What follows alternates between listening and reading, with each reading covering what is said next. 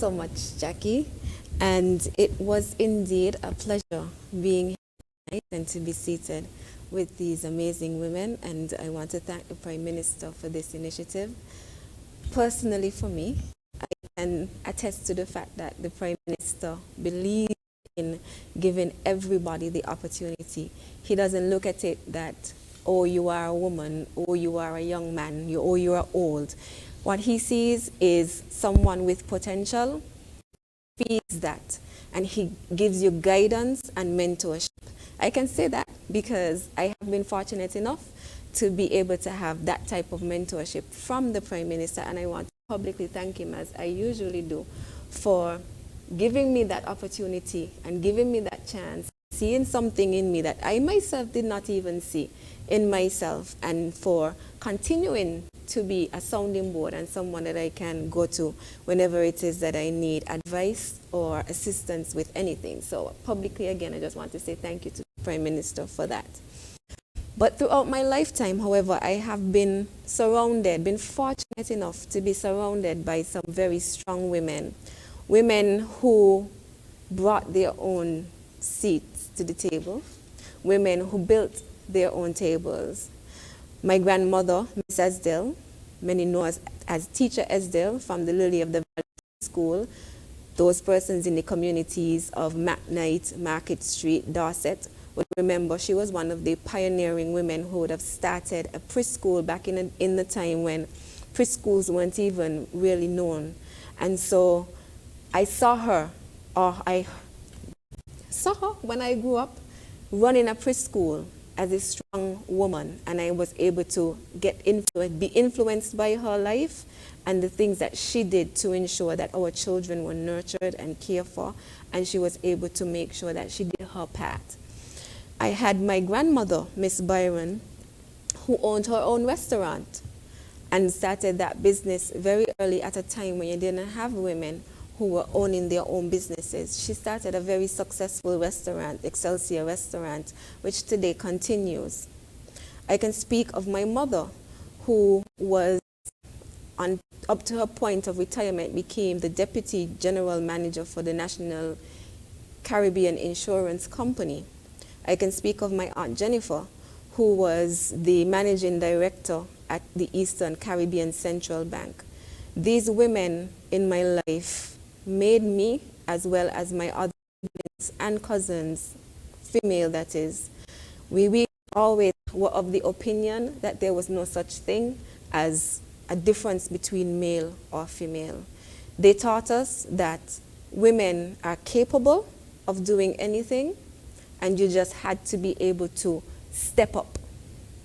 Whatever it is that you wanted to achieve, go after it. Don't let anybody tell you that you're a woman and so you can't. And I remembered when I entered into IT, I was always told, no, that's a man's world. You won't be able to progress.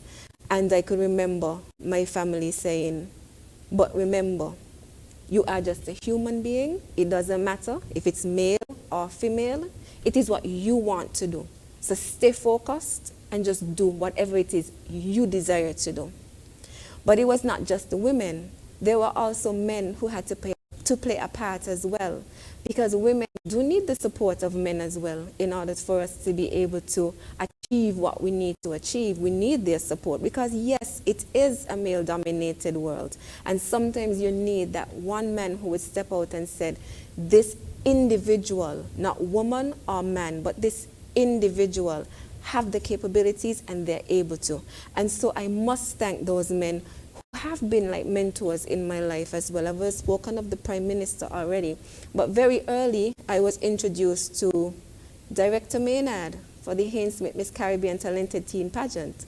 And he nurtured me throughout my journey with that pageant. I started working with that pageant at the age of about 16 or 17. And from that point, he always said, you are capable of being a good organizer, and we're going to work with you to make sure you can develop those skills. And those skills took me straight up to chairmanship of the very prestigious pageant. And so you don't need those men who would see something in you and push you, not just saying that you're a man or a woman, but seeing your potential and pushing you in order for you to be able to achieve what you need to achieve. I remember earlier, Hazel would have spoken about the fact that she had her husband who would have helped her maneuver. And I can say the same thing of my husband as well. He's been helping me maneuver this male-dominated field, giving me guidance and support, and I'm very thankful for that. So we do need both men and women who will be able to be voices. And it's not just about seeing persons based on gender, but rather seeing the potential in each individual and bringing that potential out.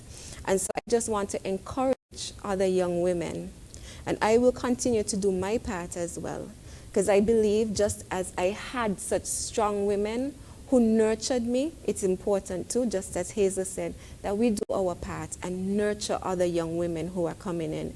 And so for me personally, I find it very important that every opportunity I can get to just impart some thought or something to another young woman, I take the opportunity. And so I just want other women to do the same thing too. And it would not always be nice, as Pat says. Sometimes we have to be rough. Sometimes we have to be strict. But making sure that your fullest potential is achieved.